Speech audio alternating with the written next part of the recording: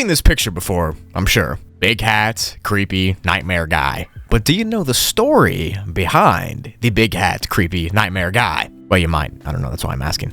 Hey y'all, I'm Jared, or Broogly, or Toogly, or Spoogly. And in this video, I'm going to be talking about the Hat Man, or the Benadryl Man, and the origins of the lore surrounding it. This is the first type of video that I'm doing like this, experimenting a little. Hope you enjoy it. If not, I don't care. Let's get into it, shall we? So for ease of watching, I'm splitting this video into 3 distinct parts. The first part is describing the Hat Man and his behaviors and that kind of thing. The second part is the history of the Hat Man and his origins, along with some other sleep paralysis spooky things. And the third part will be an unhinged rant portion where I talk about the theories on what I think these creatures are and the motives of the Hat Man. Part 1. The basic premise of the Hat Man is that he, or it, is a type of shadow entity that appears to people during moments of sleep paralysis. It's not just sleep paralysis, you'll see more later in the video. But sleep paralysis, of course, is the temporary inability to move or to speak while falling asleep or right after waking up from sleep. The Hat Man itself acts like a ghost and is mostly seen standing straight up in the corner of your room or at the end of your bed or directly above you. And the appearance it takes is a tall, slender, manly figure with a strange-looking top hat. Reports differ on other features, like the eyes and the mouth and that kind of thing. Some say this thing has eyes, some say it doesn't have eyes, some say there's a mouth, some say there's not. It just depends on the report. But most agree that it's just a black shadow in the shape of a man with a hat. In some cases, people also report it bumping into them or touching them in some way, but those sightings are the rarer of all of them because most just say he stares at you from the corner of your room or the end of your bed. Part 2. The history of the Hat Man is not very well documented, but the phenomenon blew up about 2 years ago. The first posting I could find about the Hat Man was in August of 2021 on Reddit, which was literally 2 years ago. How is that even possible? Anyways, it was posted under the r/dream subreddit and was titled, "Have you seen the Hat Man?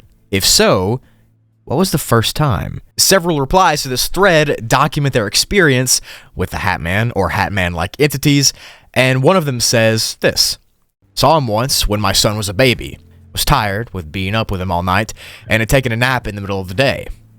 Kind of woke up halfway, saw him in the doorway, and my brain, for some reason, thought it was my husband. So I went back to sleep. When I woke up for real, I looked all over the house for my husband, and he wasn't there. Called him like, 'Where are you?' And it turned out he was at work, where he'd been all day. So at that point, I started freaking out, told him I'd seen a man in the house, so he came home right away. But of course, there was no one there.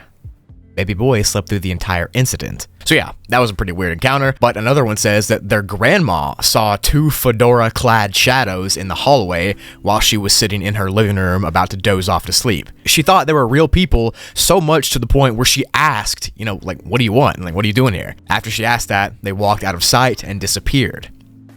Other comments are more traumatic and say things like, quote, "I've seen the Hat Man numerous times and had no idea it was a legend or had any information on it. He was always standing in my closet or to the right of my bed, close to me, almost watching me sleep. Had the silhouette of an FBI agent from the 1960s with a trench coat too. I had it as a child with trauma, and as an adult, 28, I still see him sometimes. Sleep paralysis is not fun, but I've learned to calm down pretty quickly after it happens." End quote. Yeah, it seems to be a decently widespread phenomenon with people who experience SP. I'm too lazy to keep saying sleep paralysis, so I'm going to call it SP from now on. Now, people from that thread I just read mostly have seen the entity while sleeping or about to doze off, but there is an entirely different avenue of people who have encountered the Hat Man while on trips, like DPH or Datura, Benadryl. Obviously, don't take these drugs, they're bad for you. But people on the r/DPH subreddit have claimed to view the Hat Man often while on one of their little adventures on these substances. One post titled, "DPH Trip Report, 1.7 grams on accident, wrecked car," says, "I honestly believe I was meant to die that night, but God saved my life. The last thing I remember was the Hat Man staring at me in pretty much pitch black room. After that, I had no clue what I did. The only evidence I have of what happened is my now wrecked car and videos of me talking to my friends in my car, who obviously weren't there, while holding up my mom's electricity bills, thinking they were letters from the police about my upcoming court dates. I also found videos of me taking the pills, and I quickly realized that it wasn't just 500 milligrams that night. I counted up what was left out of the boxes, and it turns out it was 1.7 grams, without even consciously realizing.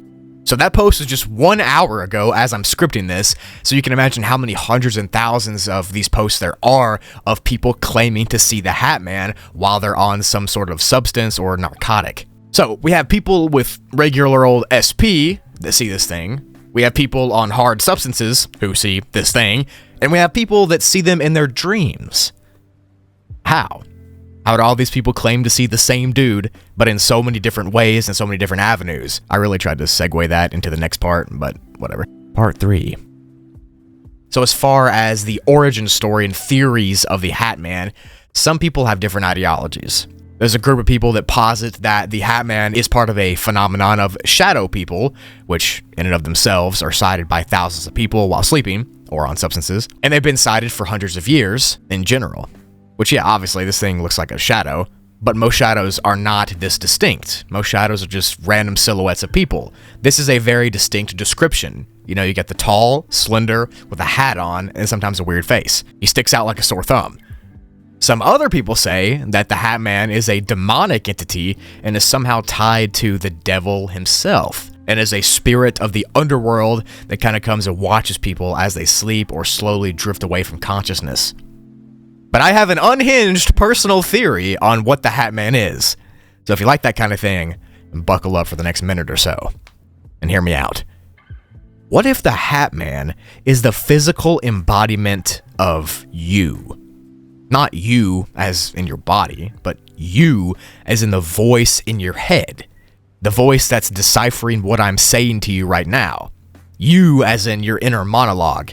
You as in your consciousness. And what if this manifestation of a shadow figure with a top hat that stares at you is just your consciousness leaving your body, but still making sure that you physically are okay?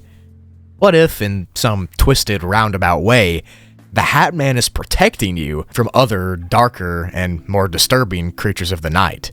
And the reason you wake up and see him is because he wakes you up before you fall too deep under and never wake up again.